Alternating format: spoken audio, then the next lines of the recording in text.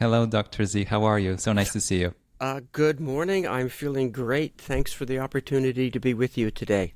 Oh, what a pleasure. You know that I'm a big fan of your book, The Confident Mind, a battle-tested guide to unshakable performance. And I read it more than once. I have lots of notes, and I know we have just an hour, and I want to dive right into some of the big concepts that really moved me after reading your book, and I think they'll continue to move me going forward in my life. But I like to start those conversations with the early days, if you allow me. And I ask my guests about their childhood and upbringing and how they think that time shaped them, their lives, careers, particular interests. Would you indulge me? Oh, absolutely. I am delighted to tell this story. I think about going back to age 11 or 12. And I moved from my local public school, and my parents sent me to a private boys' school. And I noticed immediately on entering that new environment that there was a lot of talk, a lot of buzz about the school's soccer team. Uh-huh. There seemed to be a lot of excitement about it. There was always a sign about, the next upcoming game. And the soccer team that year was very, very good. This is a small boys' school, so we didn't have a great, vast talent pool to pick from, but the team was very successful in its own league and would compete successfully against much bigger schools with much greater ranges of talent. And what fascinated me was that year after year after year, this particular team was a powerhouse, and yet no other team at the school was a powerhouse. Huh. And this was back in the days when, if you were a high school athlete, you typically played at least two and sometimes three sports. This was well before the days of modern specialization. So what was fascinating to me was that you could take half that great soccer team and put them on the basketball court or on the lacrosse field, and they were just chumps, whereas they were champs on the soccer field. And so it occurred to me that it wasn't about talent necessarily. It wasn't necessarily about hard work. It was about some shared belief about success.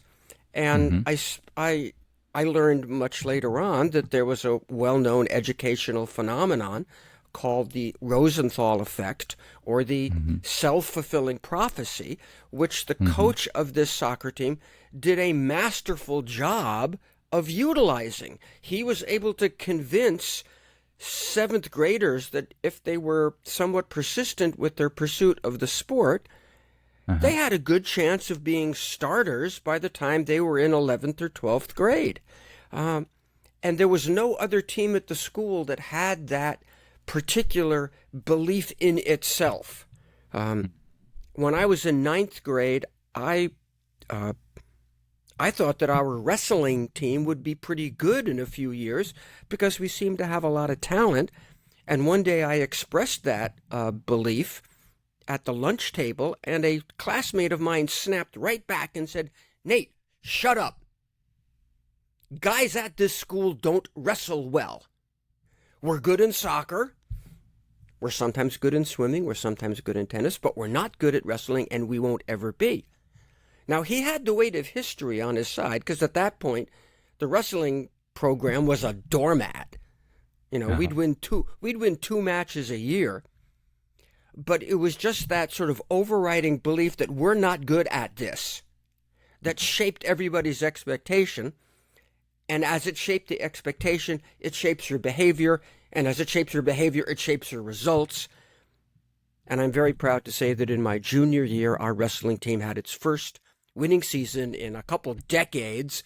And in my senior year, we had another winning champion, and I was the state independent schools champ. And we established some legitimacy. So my whole approach to the psychology of elite performance, my whole exploration about the psychology of confidence goes back to those early days where I saw it as such an important yet unexplored factor in human performance. There we go. I love How's this. that? How's that for a starter? Oh, that's incredible. I love the sound of that because you just set the stage for the rest of the conversation, and I can see how your fascination with that topic started so early on. why do some win? Why some struggle with it? And it starts with the mind and confidence. And I want to take on confidence, which is the main topic of your book, but there's so much more in it. There's a beautiful quote that I want to share with the audience and with you. You write that confidence has relatively little to do with what actually happens to you, and pretty much everything to do with how you think about what happens to you. So let's start with confidence. What is it? What is it not? And with the quote that I mentioned. Certainly. What confidence is, my operating definition for people who perform in some kind of arena, whether that's a wrestling mat, a football field, an operating room, a concert stage, a boardroom, or even a workspace that they enter and seek to achieve a prize. Your confidence is your sense of certainty about your various abilities that allows you to be more or less natural and unconscious in the execution of those abilities. It's the idea of doing what you know with the absolute minimum of self-consciousness and discursive ongoing analysis. In order to achieve that sense of certainty, it's very important that you think about your own experiences, past experience, present moment experience, potential future experiences. You have to think about them in a certain way. Throughout human history, there have been individuals who have suffered unspeakable hardships, yet they have maintained a sense of integrity about themselves and a sense of possibility about their future. I tell the story of several U.S. military academy cadets who graduated into their officership careers in the United States Army. Several of them have had very difficult experiences. We're talking amputations in combat, occasionally due to friendly fire, which is about as awful as it gets. Yet they maintain this wonderful sense of possibility about their future. One individual whose story I tell woke up in a hospital without his lower legs, and he simply said, "I'm going to have a great life. I will never feel sorry for myself." And I've heard him speak many times to cadets back at West Point saying, "Look, fellas, ladies, it's no big deal. I wake up in the morning, I put on feet. You wake up in the morning, you put on shoes and socks.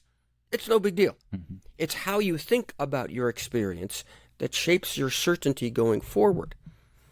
It's equally interesting to think of all the people that I've talked to who have wonderful backgrounds. They have an impressive performance resume. Yet their thinking about themselves is characterized by their relatively few setbacks, losses, difficulties.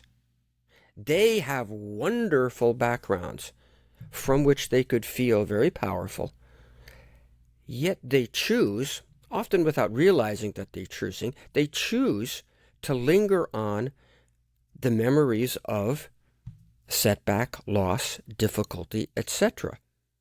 Mm-hmm. It's almost as if all of the successes never happened. So right. It's not about what happens to you. It's which of those things you linger on the most, you devote the most emotional energy to, and it's how you react personally to when I get a little success or when I experience a little bit of a setback. I hope that helps your listeners. No, I think it's a very powerful idea, and we'll go deeper into it. I manage money for wealthy individuals. I'm an investor, stock investor, but I also fly small planes. And listening to you reading your book reminded me of a story, an experience I had when I was learning to fly small planes. And my instructor told me that when you teach people to fly, you cannot undermine their confidence. That's one thing you can't take away from them, because they will never get it back. And I think a lot of learning experience, educational experience, undermines our confidence at times.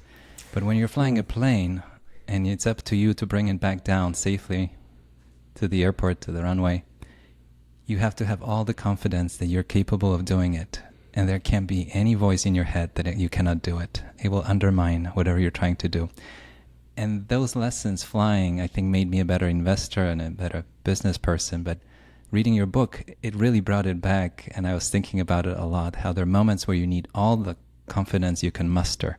And you have to absolutely tune out everything else because you have to be ready to act in the moment. And that brings me to the concept that you bring up, which is called the first victory. And I really liked it. I thought it was such a big revelation to me. And you share a story of Eli Manning. Maybe you can share it with the audience as well. How you have to win before you win, in a way. That's how I was reading it. In your mind, you have to win already. Can you tell the story and how powerful it is to have that kind of mindset? Certainly. Eli Manning, the former quarterback of the New York Football Giants, the team in the National Football League, was a client of mine for, about a dozen years. He was a big question mark after his first 3 seasons of professional play. Coaches knew that he had many, many tools, but there was a certain spark that they felt he was lacking. So I was brought in through some connections, and we worked together, and we developed a wonderful professional and friendly relationship. About 4 years after that relationship was established, Eli Manning was interviewed during a training camp in the summer of 2011. And the interviewer, a sports writer, said, do you consider yourself to be a top 5, top 10 quarterback? And Eli said politely but directly, oh yeah, I think I'm at that level. And then the interviewer asks, do you consider yourself to be in Tom Brady's class? Tom Brady, universally recognized even back then as the best quarterback in football and arguably the best quarterback ever to play football. And Eli, again, directly and without a lot of bluster, said, yeah, I'm at that level. And Tom Brady is a really great quarterback. He was respectful of Mr. Brady. That particular comment by Eli Manning touched off a huge storm of controversy because at that point, Eli Manning had won 1 Super Bowl, whereas Mr. Brady had won, I think, 4 at that time. Their statistical comparisons were not equitable at all. I mean, on all outside measures of success, Tom Brady was a much better quarterback than Eli Manning. But Eli understands that in order for him to play at the level that he wants to play at, he has to believe that he can do the job as well as anybody else. Otherwise, he invites overanalysis, questioning, fear, doubt, worry into his mind. Those thoughts tighten the body, and that undermines his effectiveness in terms of seeing the field, moving his body, throwing the ball, etc., etc. He understood that in order to execute as well as I possibly can, I have to have my body in the right state. My body is a function of how I'm feeling emotionally, and that emotional state is a function of what I'm telling myself over and over again. So even though he may not have had the, sort of statistical, logical justification to say, yes, I am in Tom Brady's class, it's a very constructive, effective way to think. And I advise and train people to get to that in their own hearts and minds, in their own professions. I love that. I see it as winning first in your mind and then exactly. You have to win first in your mind. And that term, the first victory, I paraphrase that from the work of Zinsser, the Chinese military strategist of the 5th century BC, who said that victorious warriors win first and then go into battle, while losing warriors go into battle and then hope to win. he recognized, and again, this is not anything new, and that I'm not No. responsible for it. Successful people have known this for millennia, that there is a state of mind that enables good performance, and you have to hit that state of mind. That is the first victory that allows you to win the tennis match, successfully transplant that heart into the patient, or successfully make the analytical steps necessary to satisfy your clients as an advisor. It's that first victory that counts. It enables all the subsequent ones. I love the sound of it. Somehow, growing up, we collect all the doubts, and it's kind of even favored to have a bit of a doubt, to maybe sell yourself short. Am I sure? And I realize that in so many pursuits, that doesn't help. That actually gets in the way. Do you have some thoughts about it? Why do we grow up with it and collect it over time? Yeah, I have lots of thoughts about that. I devote one of the chapters in the book to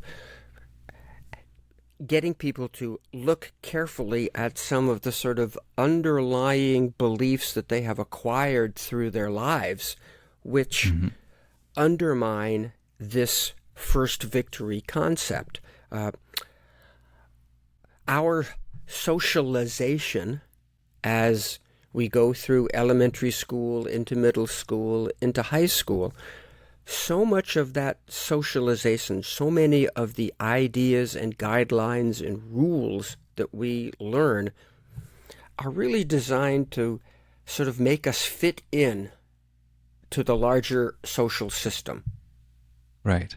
We are trained to fit in, find some safety and security, and we're not necessarily encouraged to the same extent to really seek our own uniqueness and discover what really excites us and discover what we might be absolutely wonderful at. We're encouraged to be careful, learn reading, writing, arithmetic, and not to develop this great sense of certainty about our unique capacities. So I spend a lot of time helping people resist that socialization. And it's very, very true. I mean, I'm sure that a lot of your advisees, a lot of your clients, developed an interest in something. And when they asked, how do I get better at it? The message was basically, study hard, practice hard, think seriously about what you're doing. And Right. when you're a neophyte, when you're brand new at anything, whether it's tennis or neurosurgery, yes, indeed, you have to work and you have to develop skills. But unfortunately, in the process of addressing your weaknesses, you almost always inadvertently develop the capacity, develop the tendency to analyze, judge, and criticize yourself. And so your default approach to achieving greater physical, technical, intellectual competency is to analyze, judge, and criticize. If that is your default emotional approach to success, then you're really not building necessarily this sense of personal power. It's great to have that internal workhorse, if you will, but Right. you also have to acknowledge another player in the drama, an internal racehorse. I know this now. I've learned this. I've practiced this. I have evidence through my academic training, through my physical training, through my personal training. I have evidence that I'm capable of executing at a high level. Now I'm just going to go forth and execute at a high level. And a lot of people don't make that jump from careful, cautious preparation to certainty in performance. That's what I'm helping people make the jump to. What I'm hearing is that there might be a lot of us that are very capable, but lack that last bit of confidence to actually act on it. Oh, It's absolutely. It's ironic the number of people who have walked into my office saying, "Gosh, Dr. Zinsser, I really don't have a lot of confidence." And I say, "Well, where do you think confidence comes from?" And they say, "Well, I think confidence really comes from having great experience." And then I ask them, "Okay, tell me about your experience." "Well, I was the captain of my team senior year. I was the leading scorer for 2 seasons. I was all state, all region." And I'm going, "Well, you seem to have some pretty good experience. But you just told me that confidence comes from experience, but yet you don't seem to have any." Well, maybe it doesn't come from experience itself. It comes from your willingness to own your experience and believe in your experience.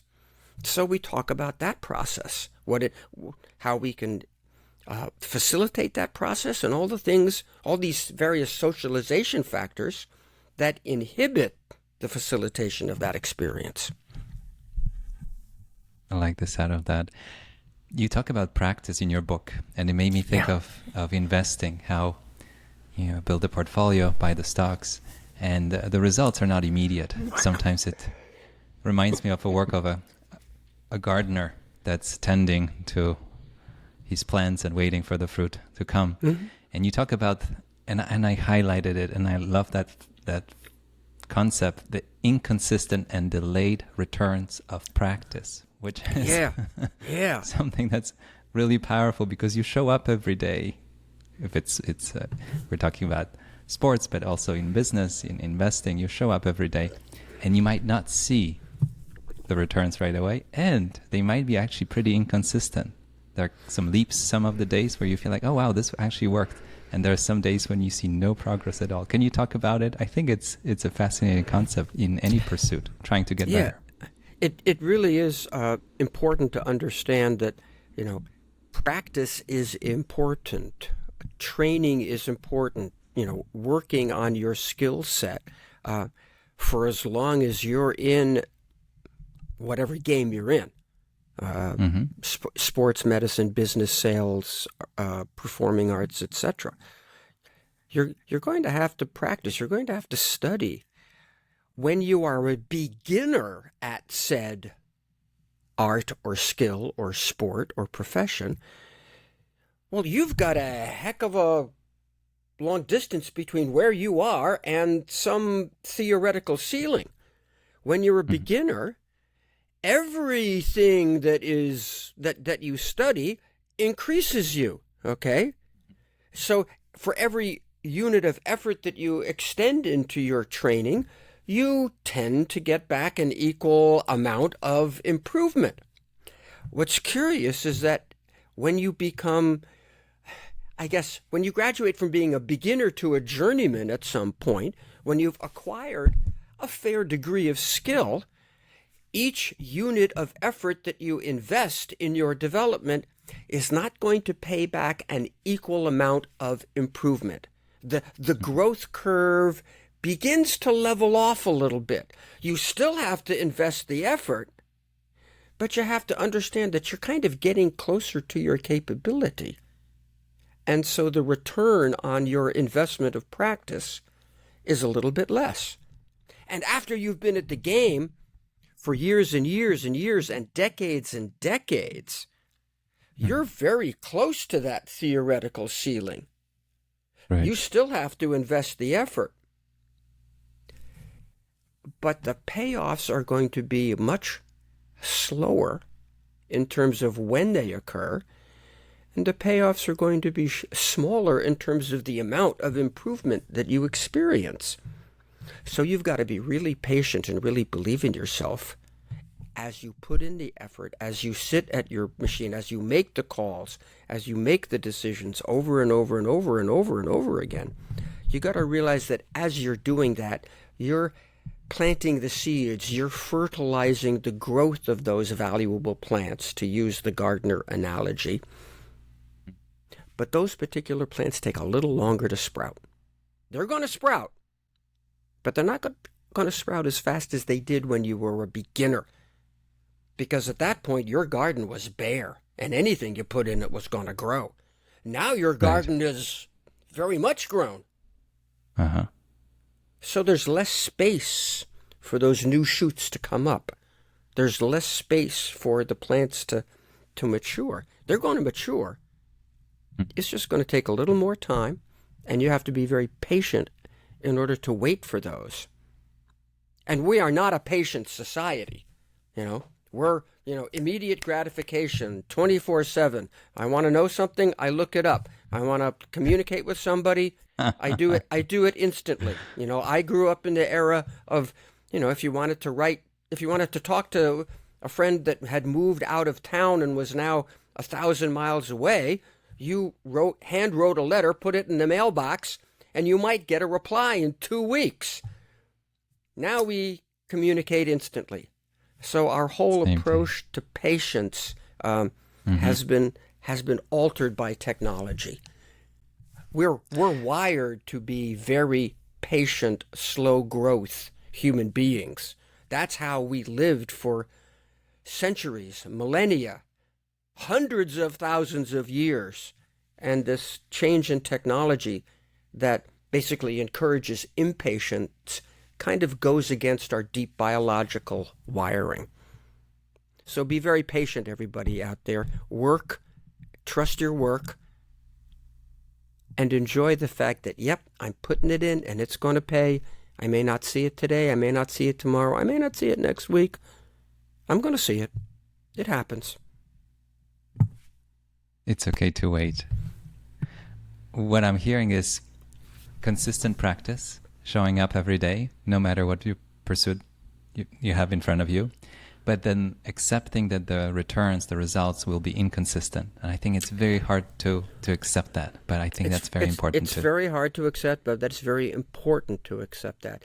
Taking joy in the practice itself, as opposed to simply taking joy in the effects or the results of your practice. That is a very significant emotional switch. And if we can learn to take joy in the quality of our work, in the quality of our journey, as opposed to simply taking joy in the results, arriving at the destination, we're much better off. Don't get me wrong. Enjoying the destination, enjoying the results is great. Okay, yeah, that's when you can, pop the champagne and celebrate. But seeing as how you're going to be on the journey so much of the time, enjoy the journey too. That's where you're going to be. I like that. Allow yourself to feel good about the work that you're putting in. Allow that to build your sense of certainty. Yep, I'm getting closer. Yep, I'm getting closer. Yep, I'm getting closer. Yes, I put in this work today. Yes, I achieved this tiny little success. Yes, I know I'm making progress in understanding this particular concept or making progress with this particular account or this particular series of clients. Yeah, I'm making progress. I draw tremendous satisfaction from that. I know that many athletes and many business people are truly motivated by, to use a somewhat cruder expression, the thrill of the kill. I nailed the deal. We win the game.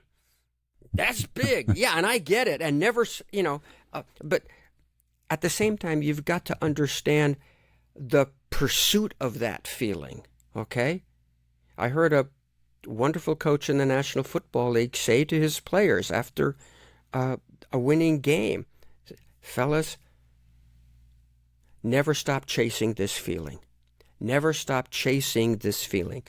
Chase it. Enjoy the chase as well as the actual moment where you cross the finish line and win. I love the sound of that. There's another concept in your book that I think can help us on this journey. And you talk about the mental bank account, which made me really think. And you talk about the deposits that we make into that mental bank account. And when you start to pay attention what kind of deposits you make about the past, the present, and the future. Can you talk about that concept and why it's so important to deposit the right things, the helpful things in that bank account? Certainly. we look back at our sense of certainty, this confidence that we've been talking about. And that confidence is really a ongoing running total of all the thoughts that we have about ourselves from our past, the way we're thinking about ourselves right now, and all the thoughts that we have about possible futures. You put all those thoughts together in a great repository, reservoir. You could really think about that as a bank account. It's the money that you've stored up. And if you put the constructive memories, present tense stories, future visions, if those are constructive in terms of building your certainty, well, then your bank account expands. If, on the other hand, you are constantly harping on yesterday's setbacks, your present inadequacies, your fears of different things in the future, in a way that just sort of takes money out of your bank account. Mm-hmm. So I urge people to look at making deposits daily, okay? I think you need to look back into your past and think about the major accomplishments that have brought you to your present level of success in your life. Well, those accomplishments, those are like the 10 or 15 checks that you take down to the bank to open up your bank account. So now you have the bank account, and day by day, you're either going to contribute to that by looking for the best in yourself, or that bank account is going to diminish because, as I've said before, you're constantly focused on the day's setbacks, what happened that didn't go right, what you're worried about, and that diminishes your bank account. So be careful, ladies and gentlemen. Think of your thought process as either a deposit into a bank account that makes you richer, more certain, more comfortable with yourself, or think of those thoughts as withdrawals from that bank account that create more fear, more doubt, more worry.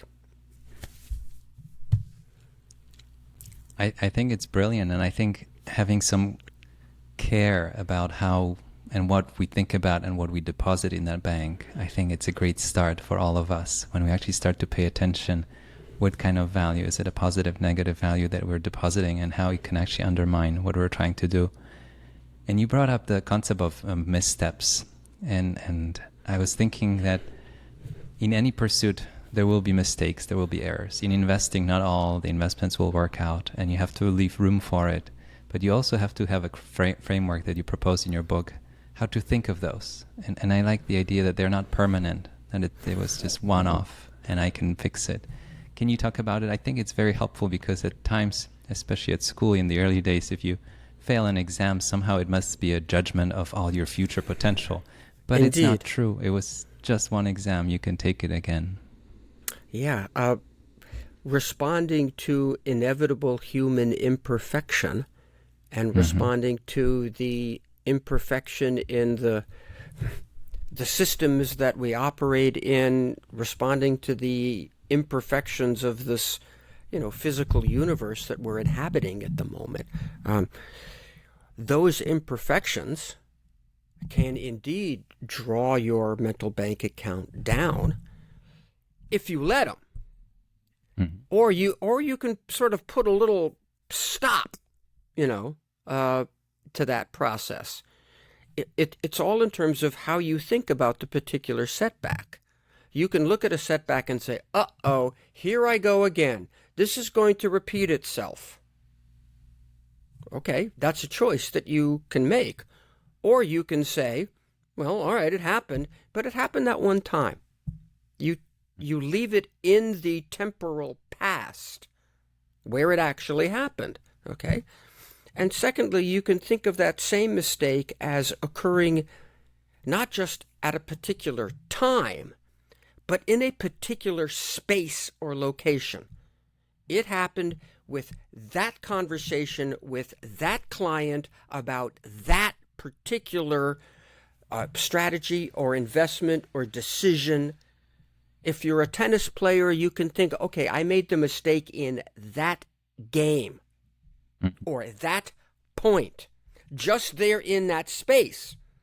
Just as I want to leave it behind me in terms of time, I want to leave it right where it is in terms of space, rather than allowing it to sort of generalize and think, okay, it happened in this space, that means it's going to happen in that space or other spaces. And instead of being relatively small, it becomes bigger and bigger and bigger and bigger. And then third, and you alluded to this, and it's so important, the setback, the mistake, can be interpreted as a valid comment on who we are.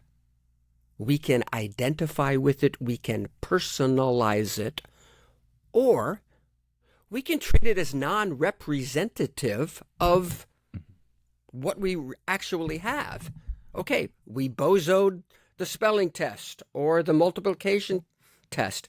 That does not categorically decide that we are incapable of learning this group of spelling words or this mathematical concept or whatever. We have to treat that as a temporary, limited, but non-representational experience. It does not tell the truth about us. It's unfortunate. There could be consequences. It may mean that, yeah, you got to go back to the drawing board and study a little more. But it does not make a definitive statement about you. And you got to be really careful about how you emotionally react to a setback. You make a decision, it doesn't pan out. Does that make you say, maybe I don't have it, maybe I'm not cut out for this work, maybe I'm not capable of doing it? Or can you say, okay, I goofed on that one. Let's see what I can do about it now. And let's go forward with an equal amount of enthusiasm about our life. That's a choice that we all get to make. I think it's brilliant. I look at my life this way. I look at the investing this way. I see it as an isolated case. This stock investment didn't work out. I can learn from it, but it's not a judgment on all my abilities. But it's not a judgment. It's not a judgment on who you are and what you can be. Absolutely. So I had glimpses of the wisdom of your book throughout my life from different teachers, and I remember specifically one teacher where there was some sort of a test and I didn't do well, and he took me aside and he said, I know you and the Brent that you are, and this test is not representative of your abilities. And he let me take it again. This is not you. This is not you. Yeah. And I found you're very lucky to have had a teacher who said that. I know, and reading your book, I thought of him, and I thought, wow, it was such a powerful comment at the time, because as a kid, you think, well, all the other tests will just get worse and worse. and he said, no, I know you, and I know this is not the you I know, and I know you can do better. And it's you think it's not, it's such a powerful remark that can make a huge difference in somebody's life in that moment. And anybody who's in a teaching or mentorship role has to understand that their words have significant emotional weight. And so if you as a leader, as a teacher, can communicate, yes, imperfections are going to happen, but we have to leave them in the past temporarily. We have to leave them in their specific locations where they occurred, spatially, and we have to leave them emotionally as isolated incidents, maybe even flukes. And that gives us the opportunity to move forward with a whole lot more energy. And speaking of energy, there's another quote in your book that I highlighted, and I'll go back to it many times again. You say that there is a cleaner burning and longer lasting fuel source you can use: the memories of effort, success, and progress, and the vision of the future you want. I think that's such a powerful idea. and goes back to the bank deposits and everything else we spoke in between. Can you talk about that cleaner burning fuel that we need? Yeah, I'm so glad you brought that up, because it's a very broad and important point. Again, we think about our socialization and what we've learned in school, and we can probably all think of some teacher or some experience where the message that we received after a setback was, let this be a lesson to you. Don't ever forget this failure, with the idea that if I hang on to the memory of the failure, I'm going to feel this energy, this motivation to overcome it. Mm-hmm. Now, I agree with that, in that sometimes the memory of a setback makes you go, oh, that pisses me off. I want to overcome that. Okay, yeah, and you feel this surge of energy and determination. You also feel a hell of a lot of tension. And that's where the sort of dirty burning of the fuel comes in. Uh-huh.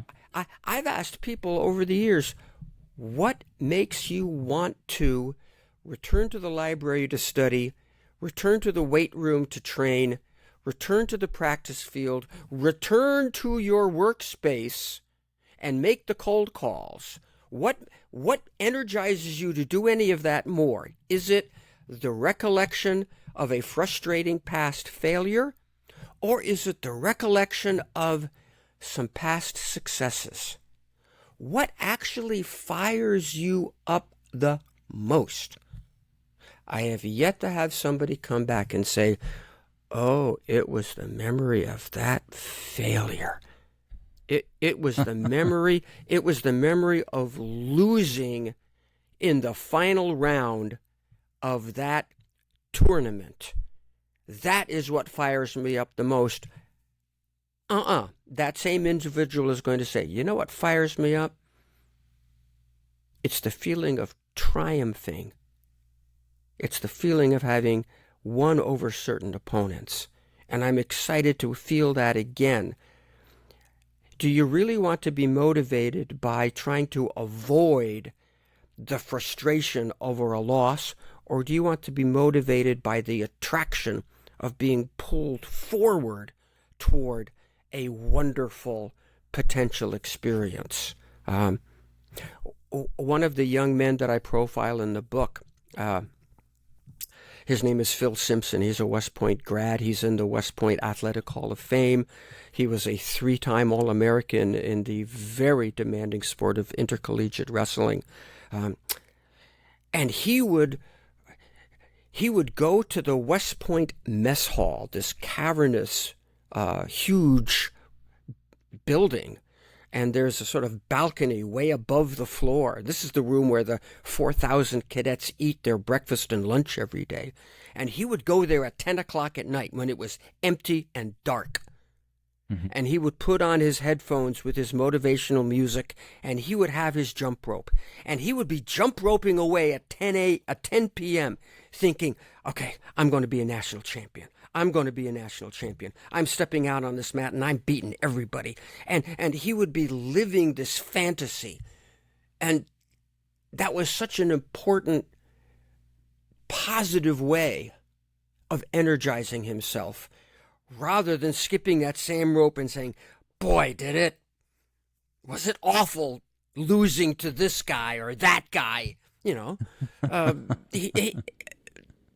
Take your pick, people, and be. I really urge you to be honest with yourself. What creates a greater feeling of energy and enthusiasm?